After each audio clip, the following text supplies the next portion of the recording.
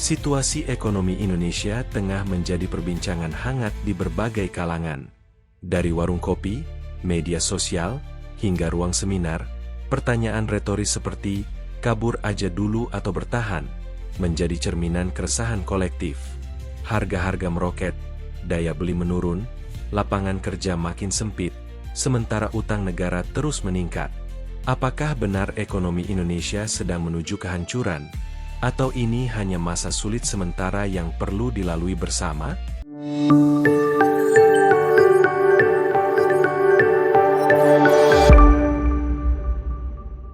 Halo semua, selamat datang kembali di Siapa Aku Channel. Kondisi makroekonomi tumbuh tapi terasa lesu.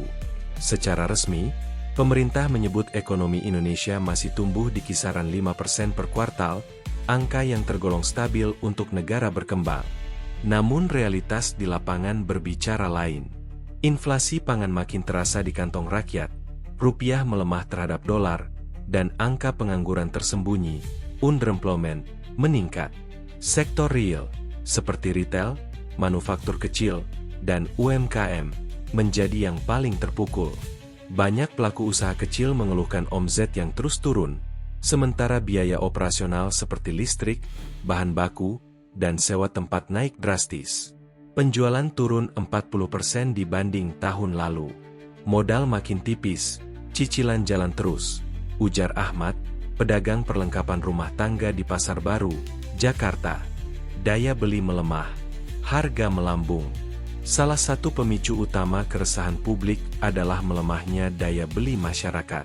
Kenaikan harga beras, minyak goreng, telur, dan gas LPG dalam beberapa bulan terakhir menjadi beban rumah tangga menengah ke bawah. Di sisi lain, gaji banyak pekerja tidak mengalami kenaikan signifikan. Menurut data BPS, Indeks Harga Konsumen, IHK, naik 3,8% pada awal 2025. Meskipun masih dalam ambang aman secara makro, bagi masyarakat kecil, angka tersebut berarti pengurangan porsi makan, menunda belanja, atau kembali berutang. Lapangan kerja banyak, tapi tidak layak. Pemerintah memang mendorong penciptaan lapangan kerja, namun mayoritas yang terbuka adalah sektor informal atau gig economy seperti ojek online, kurir instan, dan pekerja lepas dengan jaminan sosial minim. Data Kemenaker menyebutkan bahwa per Maret 2025, sekitar 35% pekerja Indonesia adalah pekerja informal yang rentan terhadap fluktuasi ekonomi. Banyak lulusan universitas pun kesulitan mendapat pekerjaan yang sesuai dengan bidang dan gaji yang layak. Ini menciptakan fenomena generasi bertahan hidup, di mana anak muda rela bekerja apa saja demi bertahan, bukan karena pilihan atau passion. Utang negara membengkak, ruang fiskal menyempit. Pemerintah memang agresif dalam membangun infrastruktur dan proyek strategis nasional. Namun, ini juga dibarengi dengan meningkatnya utang luar negeri dan surat utang negara. Hingga April 2025, total utang pemerintah tercatat mencapai lebih dari 8.000 triliun rupiah, dengan rasio terhadap PDB mendekati 40%. Meski masih dalam batas wajar menurut standar internasional, beban pembayaran bunga dan cicilan membuat ruang fiskal untuk subsidi dan bantuan sosial menjadi lebih sempit. Akibatnya, program-program bantuan yang dibutuhkan rakyat kecil tidak bisa menjangkau secara optimal. Migrasi diam-diam, kabur sementara atau permanen? Fenomena kabur dari Indonesia kini bukan sekadar wacana bercanda.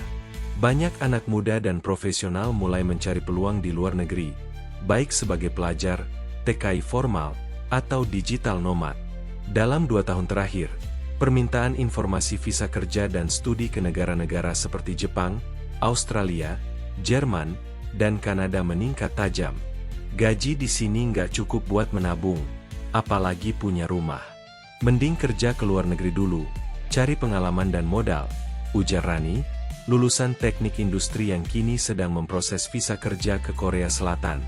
Beberapa startup bahkan mengembangkan jasa Exit Plan, program bantuan migrasi kerja atau studi, yang semakin populer di kalangan urban middle class. Pemerintah optimis, tapi butuh kepercayaan publik.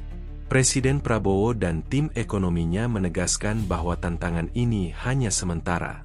Pemerintah berjanji akan mendorong investasi luar negeri, menyederhanakan birokrasi UMKM, serta memperkuat program bantuan langsung tunai dan makan bergizi gratis untuk menahan daya beli masyarakat.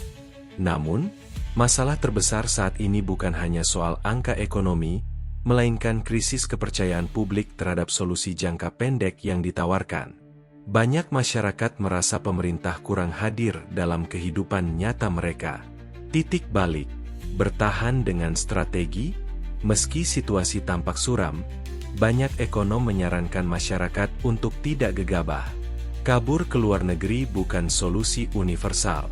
Negara-negara tujuan juga sedang menghadapi krisis ekonomi masing-masing, mulai dari inflasi tinggi, resesi teknikal, hingga xenofobia terhadap migran. Sebaliknya, bertahan dengan strategi adaptif, seperti belajar keterampilan digital, bertani urban, membangun usaha berbasis komunitas, atau kerja remote global, bisa menjadi pilihan realistis. Ekonomi Indonesia masih menyimpan potensi besar, terutama dari sisi ekonomi digital, green energy, dan sektor kreatif. Kabur atau bertahan, pilihan setiap warga. Pertanyaan, kabur aja dulu atau bertahan? Sejatinya bukan soal fisik pindah negara, tapi refleksi tentang rasa aman dan masa depan. Ketika negara gagal memberikan rasa itu, warganya akan mencari harapan kemanapun mereka bisa.